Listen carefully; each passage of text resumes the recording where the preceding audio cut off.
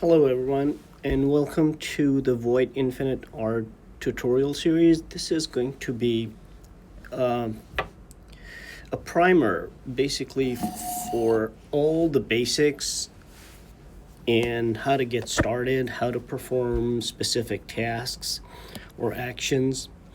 So on first launch, you might see the toolbars the other way around. So you might see this toolbar over here and vice versa. If you go to the settings, the three dots, and scroll slightly down, you'll see an option to move the toolbars the other way. I prefer to work with my tool set on the left side and the camera menu on the right side. So there are two sets of tools. On the one side, you'll see everything that you need to draw or paint or illustrate. On the other side, you'll see everything that you need to animate or control how the graphics are going to look once you play the video or if you record the video. So let's get started. The first icon you see, either on the left or the right, depending on the orientation of the toolbars, is going to be the tool selector. These are all the drawing tools, and there are quite a few in this app. The thing to remember is that every tool has its own set of settings. The way to get to the settings is either you scroll all the way down and you'll see the settings relevant to that tool, or if you're working with an Apple Pencil, you can just squeeze the pencil and you'll see settings, which will take you directly to the tool settings. The drawing part is simple. It works just like in any other app, or any other drawing app, I should say. You pick a tool, you draw whatever you want to draw. On the left side, at least in my recording, on the left side, you'll have the line thickness setting and the opacity setting.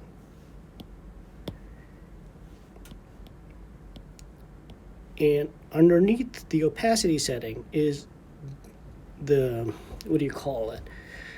the stroke stabilizer.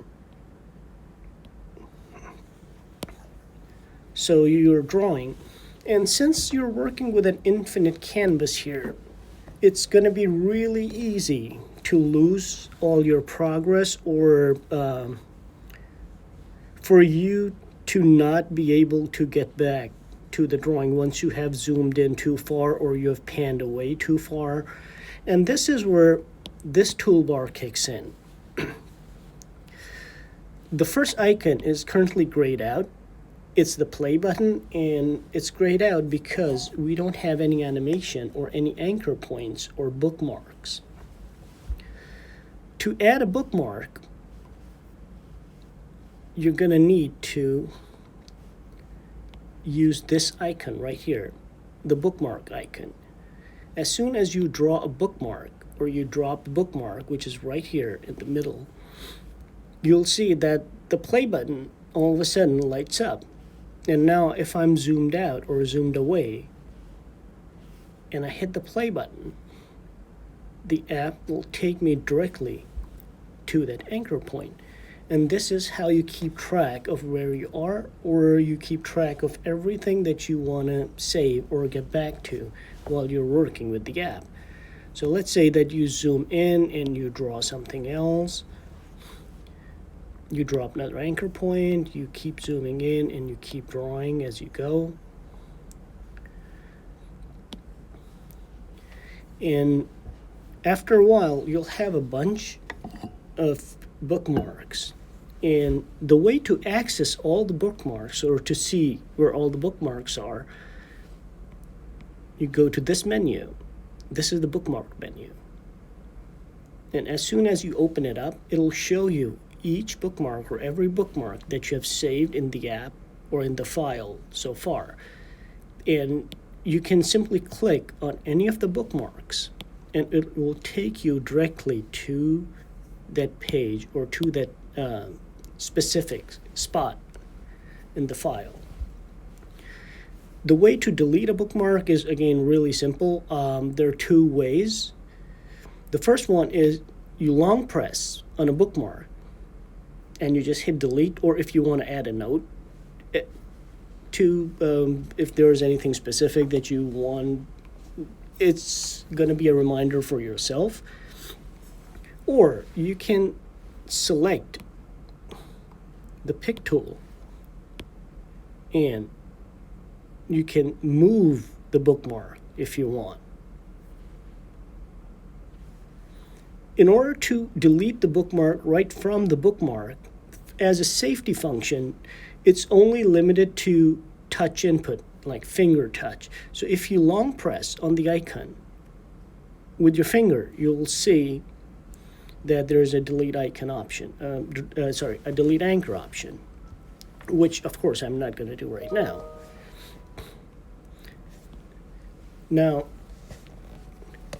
an anchor basically defines or describes everything that's going to be visible on screen once the camera gets to that particular anchor point on the canvas. So for instance, right now, if we go to anchor point 1, this is all the detail you are going to be seeing at anchor point 1 once you animate the camera. But let's say that you want to change it and you're not happy with this framing, but you would rather see only that much screen. You want anchor 1 to be zoomed in to that point. Now, how do you fix that? Go back to the anchor menu. Make sure you select the right anchor. You long press on the anchor and you update thumbnail. It's that simple. Now let's zoom away from it and let's try. Now when I go back to anchor 1, it's zoomed in much more. So once you understand how anchors work, and it's pretty simple, the rest is going to be a piece of cake. If you delete an anchor point, let's say we're on anchor point 3 right now, and if I delete an anchor point, it's not going to delete the artwork. It's only going to delete the anchor. So now, either you'll have to add another anchor point to remember the spot, or you just leave it alone. So that's your choice. So basically, deleting an anchor point is not going to delete the drawing. So moving along, there are, around 70 different types of brushes. They're amazing. They're a whole vast variety of tools in painting, illustration, drawing, special effects, and whatnot. So let's try voxel pen, and I'm gonna change the color. And speaking of colors, the app comes with a ton of presets that are amazingly designed. I mean, I was impressed. I was blown away when I first saw those color schemes. And here's the best part. You can pin a color menu to the canvas. I mean, you can pin as many as you want. So this way you won't have to keep going back to the color menu just to add more colors. You might feel a little lag currently in the video. It's because I'm screen recording as I'm using the app, so you'll just have to bear with it. Excuse me. So let me just close this menu and let's talk about the colors. And of course, you can move these color palettes around if you want.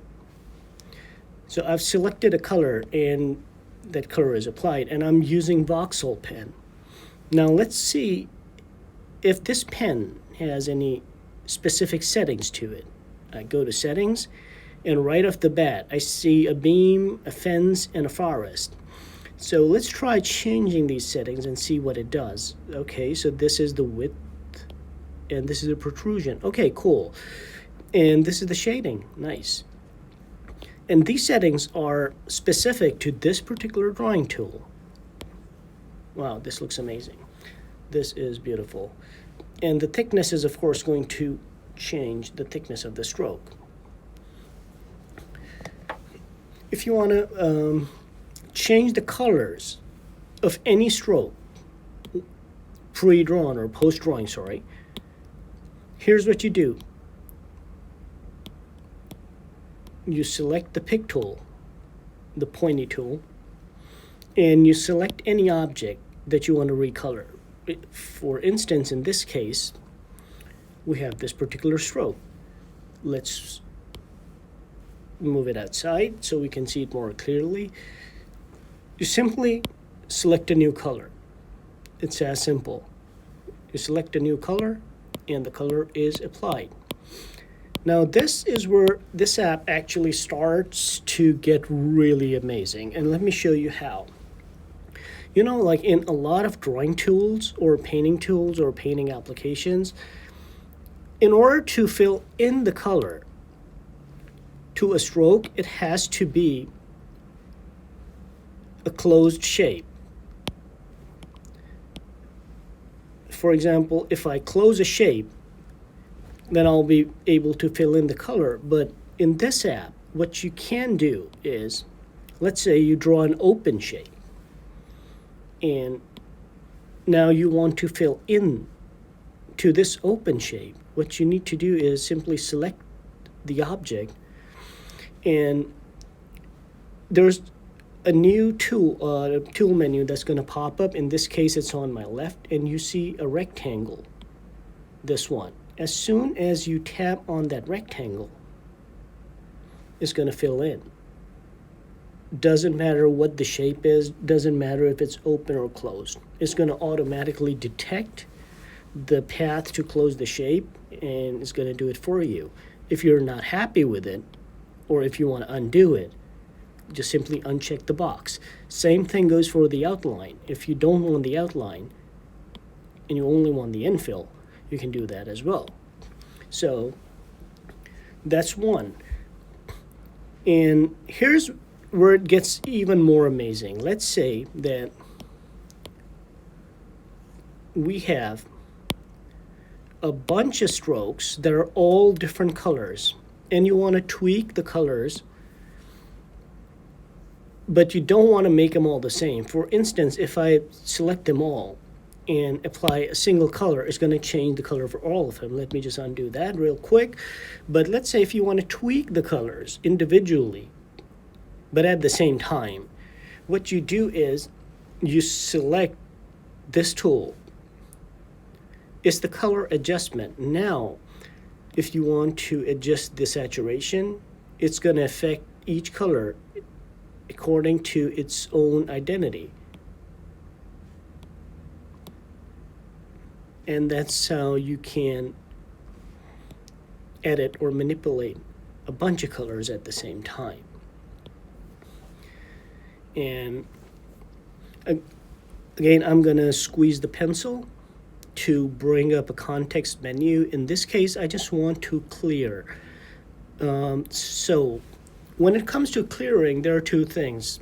There is an amazingly strong layer-based system, which we haven't discussed as yet. And the other one is if you want to clear the whole file. So this clear is clear layer. It's going to clear all the information that is residing on that layer. So we were on layer 4, and you can see that the rest of the information is still there. Now let's go to layer 1. Now layer 1 is active, and if I repeat the process, it's going to clear layer 1. Now when you clear a layer, it's not going to clean the anchor. The anchor points are still going to remain on the layer. The clear action is only going to affect the artwork. So let's say if you want to clear the whole canvas, the complete file, you go to the main menu, the three dots, you scroll all the way down, and you tap on Clear Canvas. It will give you a warning or a confirmation message. Do you want to delete everything? It's going to clear everything. It's not going to be undone. Yep, I'm okay with it. Clear all. Okay, so now we have a clean slate. And now let's quickly look into the layers.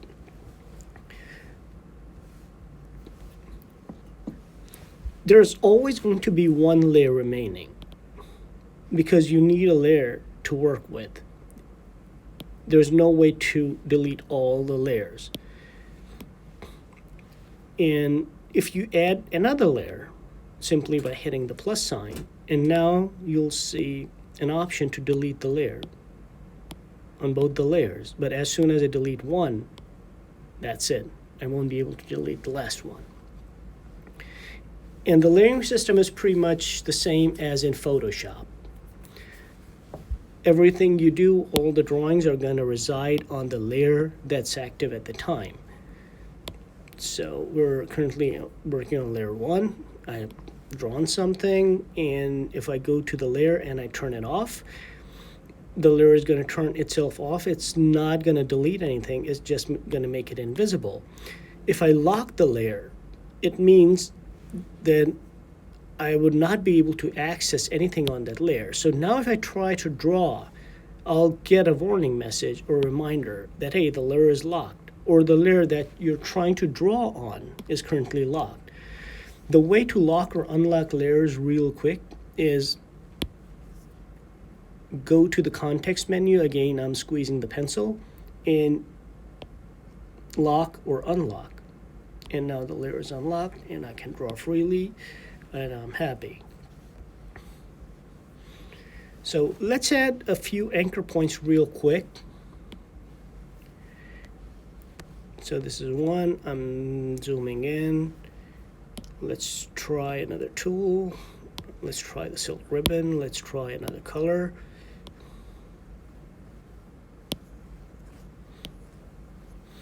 Let's drop another anchor point.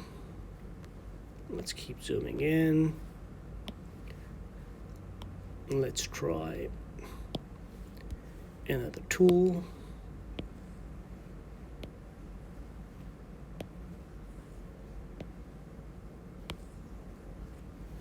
Let's drop another anchor point. Now we have 3 anchor points. And let's say if you're done with the artwork and you want to export the artwork as a PDF or as a video. How do you do that? It's real simple. Let me pause this animation right here. Let me just get these color palettes out of the way, and let's go back to the anchor menu. Once you're in the anchor menu, you'll see a settings icon. You can also access this icon or the setting through the main menu, but it's easier just to access it through the anchor menu. Tap the settings, and it'll automatically open up the setting box with camera enabled. Of course, you can switch between different types of settings, but for now we're interested in the camera settings. You're going to see a couple of different options here. The first one is the camera speed. How fast do you want the camera to zoom in, zoom out? And the other option is stay on anchor. Like for each anchor point, how long do you want the camera to pause or wait on each anchor point? Of course, you can crank these settings up or bring them down as you want. I'm just going to leave them at the default setting, which is 0.5 times the speed and 0.2 settings for each anchor point. Now the preview. This is basically the aspect ratio of the video. So if you're working for a video that you want to use as a cinematic, I'll just leave it at 3 or 16 by 9. If it's an Instagram video, then I'll probably go 1 by 1 or 4 by 3. If it's a TikTok, I'll probably go 9 by 16. So that's your choice. So for now, I'm gonna leave it at free, or let's just pick 16 by 9 just for reference, and we're all done. We're set. So this is all the camera settings that you need to change.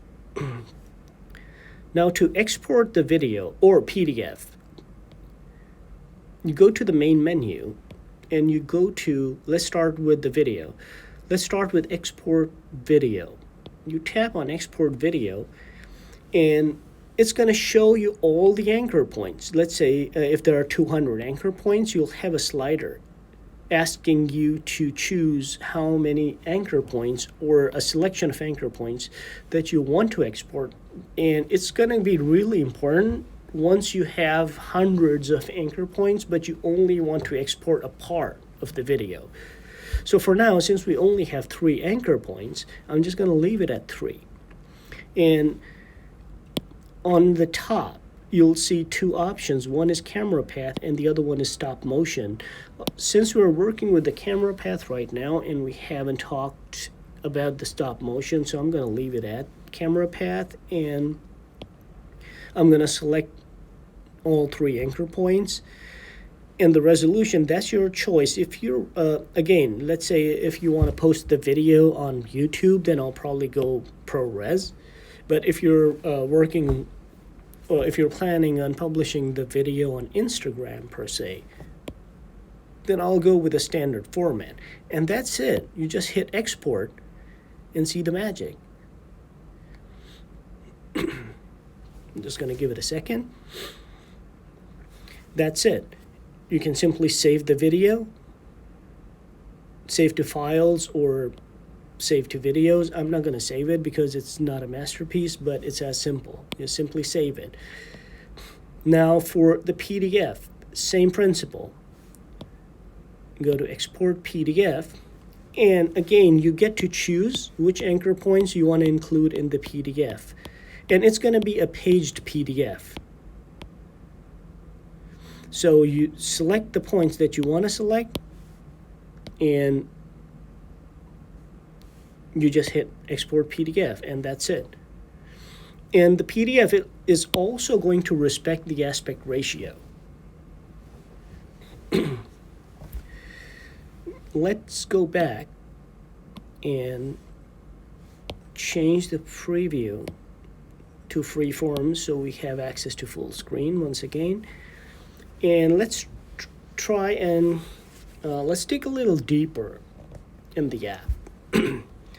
So far, we have discussed about the drawing tools, and the eraser tool is pretty much as advertised. I'm trying to erase something, but it's not working. It's because I'm not on the right layer. So let's pick the correct layer, and now we're able to use the eraser. So the drawing tool, the eraser tool, the move tool, or the pick tool, and we basically barely touched the layers. So I'm going to explain more about the layers in a moment, because I just want to cover a few more important stuff or points before we get into the really detailed part of the tutorial. So one of the problematic parts of any infinite drawing apps out there is duplication or copy and paste. Now, most of the apps utilize a right click to copy and paste, but the problem with that is that we're working with an infinite canvas, and we're going to be working with thousands and thousands of strokes over time. So even if you can copy and paste, how would you remember where to copy anything from once you've been working on a file for 2 months or 3 months? So we came up with a very intelligent system. So there are 2 ways to copy and paste as many objects as you want. The first one is if you want to copy paste something at the level that you're working on, then you don't need to go right clicking 20 times. All you need to do is make sure you have selected the pick tool, and you just long press on any object. That's it. You long press for 0.8 seconds, and it's going to copy the object for you. If you want to flip an object, it's really simple. While the object is selected, squeeze, oops, never mind, I unselected the object by mistake. Squeeze the pencil, and you'll see two new options in the squeeze menu. Since we have an object selected, one is flip vertically, and the other one is flip horizontally. And that's the way to copy paste when working at the same zoom level. But let's say that this object that's currently at zoom level 3, you want it once you're at zoom level 200. How do you do that? So here's where probably my favorite part of the app, or my favorite feature of the app, kicks in. You select an object or a group of objects that you want, and you squeeze the pencil and you click on store, the blue icon with a plus symbol in it. You hit store, and now what happens is if we go to this, this is not going to work, this is too thick a stroke. So if we go to this icon, it's going to open a tray. And in this tray, you can see that the selection that we had made previously, this one, has been added. Now, all I need to do to paste it is, doesn't matter where I am. Let's say I'm too far away somewhere else. I just tap on it, and it pastes the object on canvas, regardless of what my zoom level is. And that is the easiest way to keep track of everything that you might need to paste or use later on. And of course, in this repository, you can hit the edit and delete whatever you want to delete. Although there is no limit to the number of objects, it's unlimited. If you want to organize the repository assets into different categories, let's say if you're working with architecture and you have a bunch of architectural assets, click on a folder and add objects to that repository. So every time you add an asset with that folder selected, it'll add it to that folder.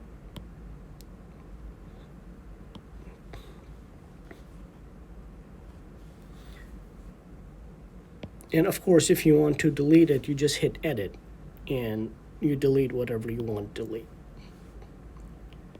And this way, you'll never lose a repository assets. And the good thing about repository assets is that it's going to be, or they're going to be available in every file. Even if you start a new project, you'll see that the repository objects are going to be available in every file. And that makes it really amazing. So going back to layers,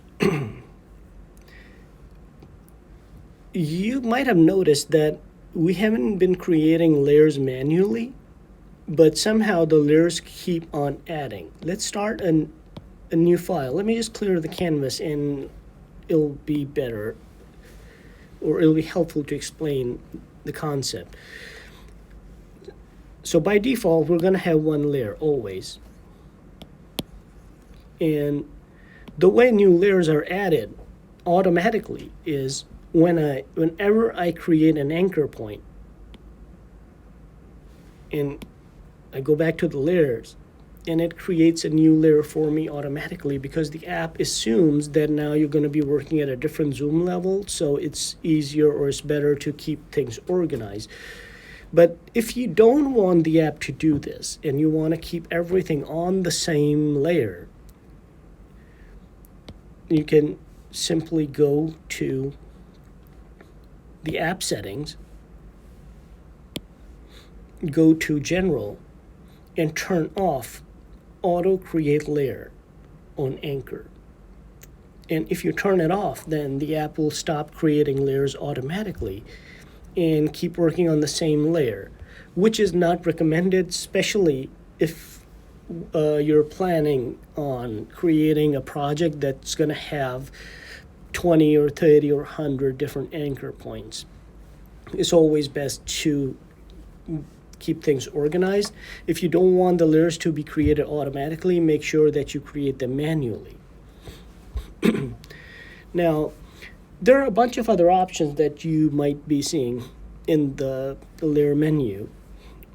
Let's start with the folder icon. If you tap on a folder, it's going to create a group. So basically at this point, it's just an empty group. You can organize the groups. For example, if you want to add layer 1 to the group, all I have to do is expand the layer and move to group 1. And now layer 1 is a member of the group. If I want to add layer 2 to the group, I'll repeat the same process. If you want to remove a layer from the group, you repeat the same process. Go to the layer, and in group you select none, and that will remove the layer from the group. So that's layer grouping. Let's talk about some other features that are hiding inside a layer. Let's draw a couple of strokes.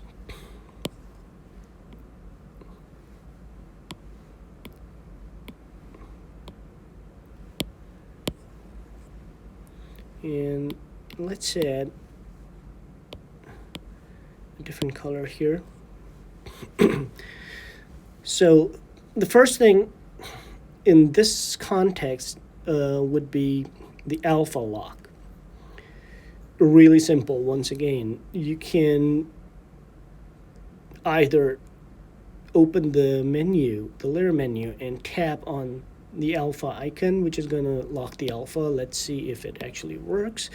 Let's pick a really odd color here. I'm going to go with black, and let's try to paint. And even when I try to go outside, it won't let me because the layer is alpha locked. To unlock it, you can do the same thing. You can either go to the layer, or you can squeeze the pencil and tap alpha. And now it's going to release the alpha lock. And if you want to group things together, and that's going to be something that you might need at some point once you have a bunch of strokes laying on the canvas or in the file. And that was probably one of the biggest challenges that we had to face. Like, how do you create groups? Because you might have one stroke here, and then you might have another stroke when you're zoomed in 10,000 times. How do we group it? And so this is what we came up with as a team. Since it's an infinite zoom app, whenever you're trying to make a selection or drag select a bunch of things, there might be thousands and thousands of other strokes sitting at a distance, at a zoom level. So what we did is that the app is going to ignore everything that's in an extremely zoomed out point. It's only going to select the objects that are within that zoom vicinity, so you don't accidentally pick or delete or group different things. But now with the objects selected, how do you group or ungroup something? So again, we go back to the layers. The easiest way for handling a group or grouping in this app was, let's go by the layers. So everything that's sitting on a layer, you can simply click on the chain link, and it's going to group everything together. And once it's grouped together, it's going to behave as a group. So now if I long press with the pick tool, it's going to copy the whole group. Same thing could be done with the pencil squeeze. You can link and unlink the layers or the layer objects. And that's how you create groups. And let's zoom in a little more, give ourselves a clean canvas to work with.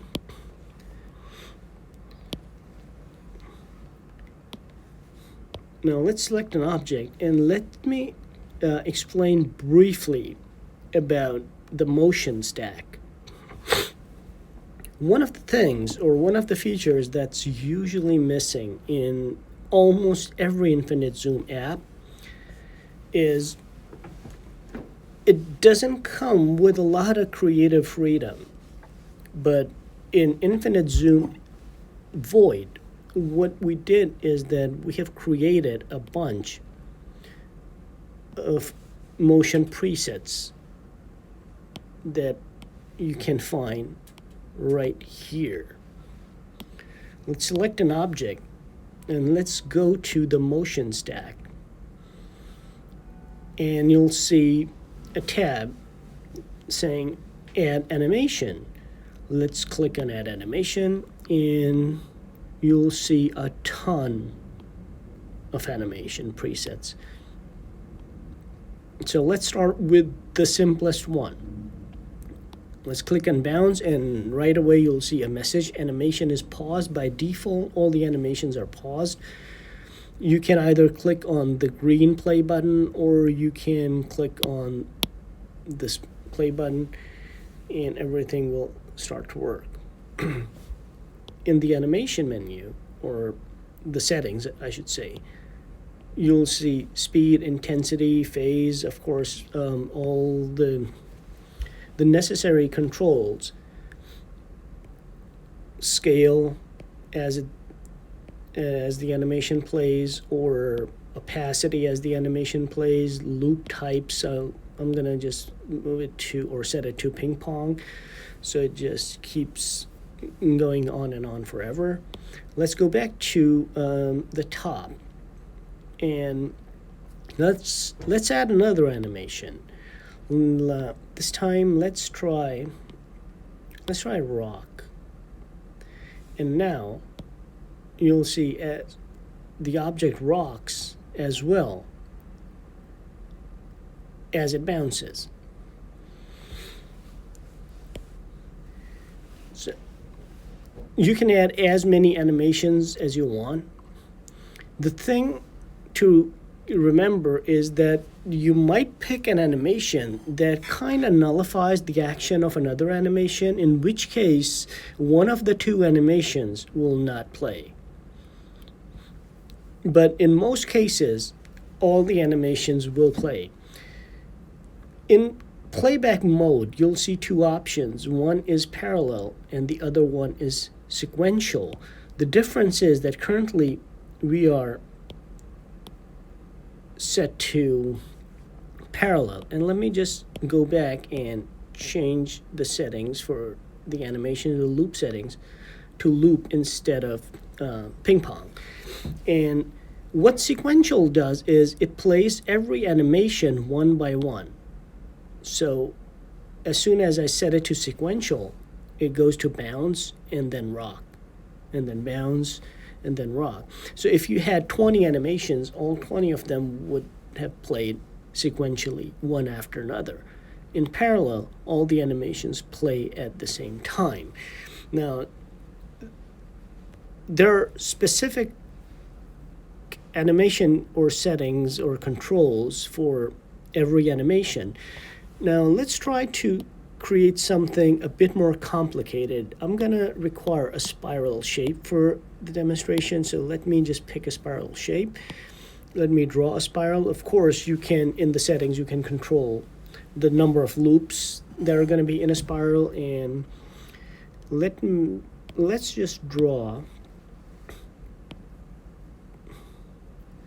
a random shape, and let's say I want to move this sphere, let's call it sphere, in a spiral around the spiral. So I want this sphere to follow the path of the spiral. How do we do that? It's, again, really simple. Select the object, tap on Add Animation, and you look for Follow Path. You tap on that. But now what you'll need to do is you'll have to specify a path. So when we scroll down a little bit, you'll see Select Path Stroke. You tap on that, and you simply tap on the stroke that you wanted to follow. And that's it. And now if you move this, if you move this stroke around the spiral, the following object is going to respect the new position. Even if you scale it down, it's going to still remain unbroken and it'll play. So in order to conserve the energy or the battery, every time you're zoomed away from an animation, it pauses automatically. And as soon as you go back to that point, it resumes automatically. You'll always have a global play pause control. And it's going to be a good practice to keep it paused while you're working or when you don't need the animations to play so your battery doesn't drain as fast. And in order to remove an animation, if you don't want an animation anymore, you just select the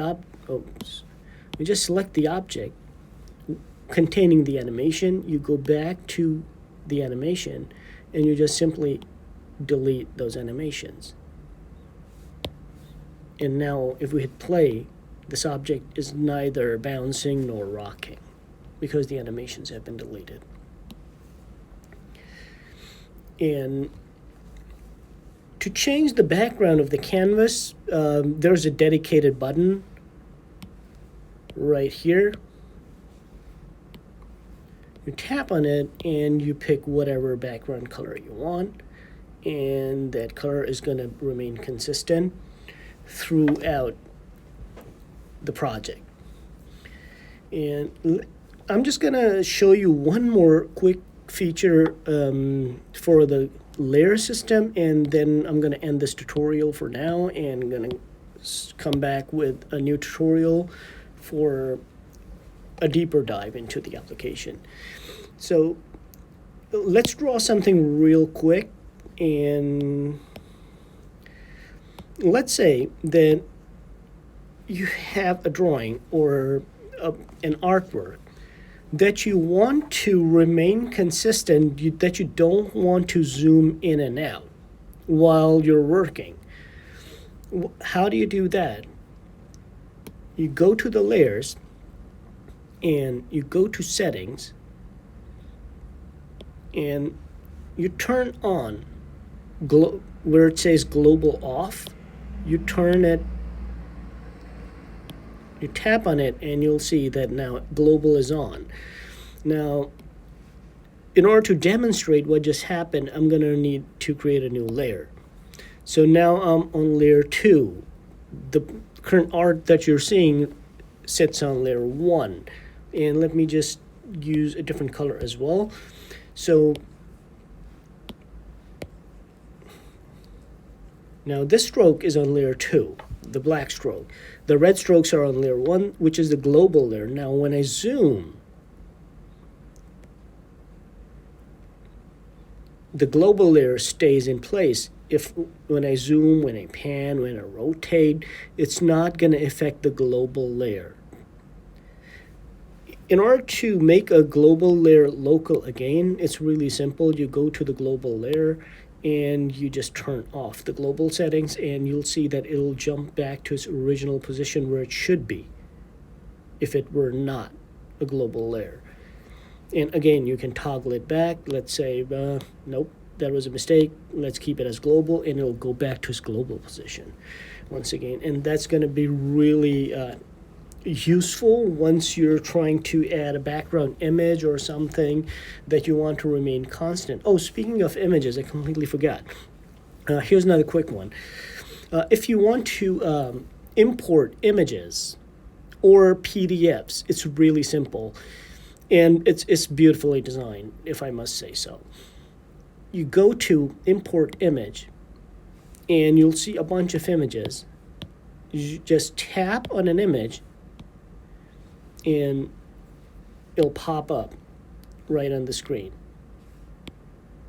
The import image, or any image that is imported, is going to respect the current rotation of the canvas. So if you're working on a rotated canvas, the image is going to come in rotated as well. So you might have to realign it, but not a big deal. And this is where it's going to get even better.